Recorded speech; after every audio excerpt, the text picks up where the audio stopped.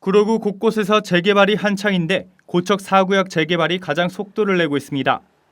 재개발을 마치면 최고 25층 규모로 576가구 일반 분양을 포함해 약 1000세대 아파트가 들어설 예정입니다. 특히 지역개발 사업 가운데 고척동에 위치한 교정시설 이전을 주목할 만합니다.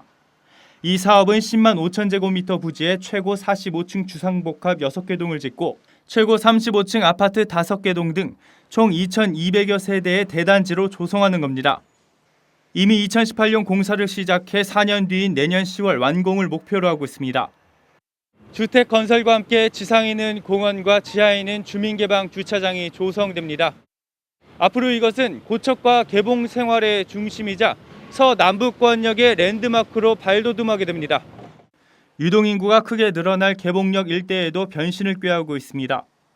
구로구는 개봉역 지구 단위 계획을 통해 도로와 가로망을 넓혀 통행축을 확보하고 다양한 민간 개발을 유도해 주변 상권을 활성화시킨다는 계획입니다. 교정시설을 이전하는 게 쉬운 일이 아니기 때문에요. 법무부하고 굉장히 오랫동안 끈질기게 협상을 해서 저희가 성사를 시켰고, 또 하나는 거기가 고도 제한 지구라서 고층 건물을 질 수가 없는 곳이었습니다.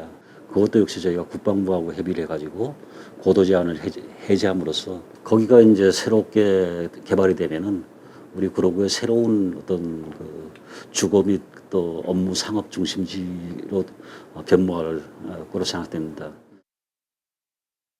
서울의 변화를 자치구별로 전해드리는 구석구석 서울. 오늘은 이 구로구 소식입니다. 김 기자, 최근 1년 사이에 서울에서 이 집값이 가장 많이 오른 곳 중에 하나가 구로구라고요? 네, 맞습니다. 19.8% 정도 올랐는데요. 이는 이제 노원구와 도봉구에 이은 세 번째 상승률이었습니다. 예. 이 범위를 좀 축소하면요, 서남북권 기준으로 놓고 봤을 때는 단연 압도적인 상승률이었습니다. 그렇군요. 그러면 이렇게 이제 집값이 뛴 이유가 앞서 리포트에서 나온 이 재개발 때문이다, 이렇게 얘기해 볼 수 있을까요? 그렇죠. 이게 재개발이 활성화된 이 시점도 좀 중요한데요. 2019년에 이제 이성 구로구청장께서 이제 고도 제한에 대해서 좀 이제 완화해야 된다, 뭐 이런 주장을 해왔었어요. 예. 이 노력 끝에 이게 좀 결실을 맺었었는데요. 이제 기존에는 82m였는데 165m까지 용적률이 확대가 된 겁니다. 예. 그러면서 이제 건물을 최대 43층까지 올릴 수 있게 된 건데요. 고척동 재개발 사업을 시작으로 인근 시세도 부쩍 높아진 상황입니다. 서울가든 아파트의 경우에는 이제 34평 기준으로 실거래가가 8억 원에 이제 형성이 됐습니다. 이제 7월이었는데요.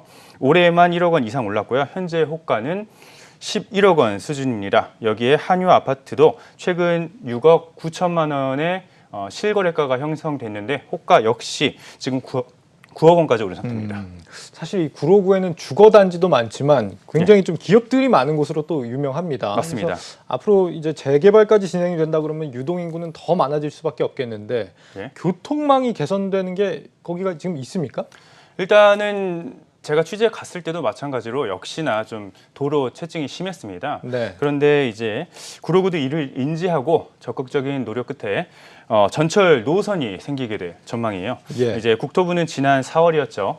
제4차 국가철도망 구축 계획에서 신구로선을 새롭게 포함시켰기 때문입니다. 신구로선은 3기 신도시와 밀접한 경기 시흥에서 목동을 잇는 전철입니다. 이 전철은 경기 시흥 대하역에서 그리고 온수역, 궁동, 개봉, 고척 그리고 서울 목동까지 이어집니다.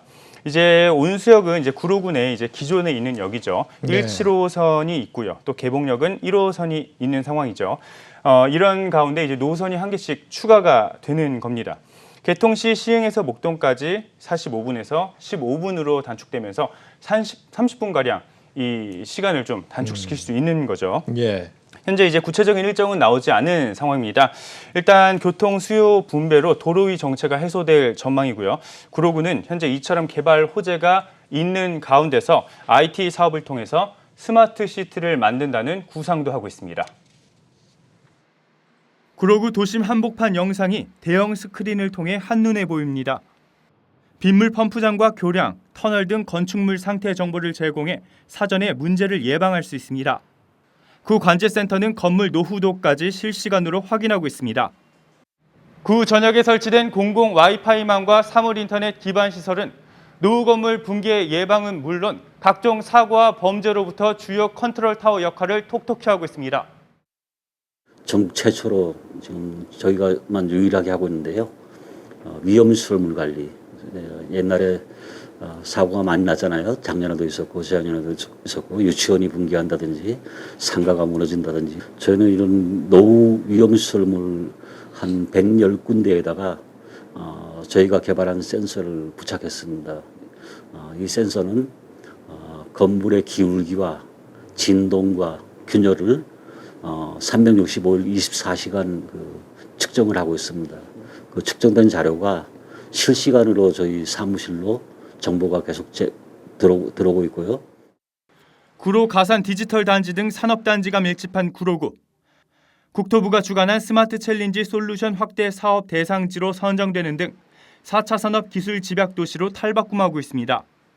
구로구는 어린이 보호구역엔 노면 경고 표시와 음성 안내로 충돌 사고를 예방하는 스마트 교통안전 시스템을 구축할 예정입니다.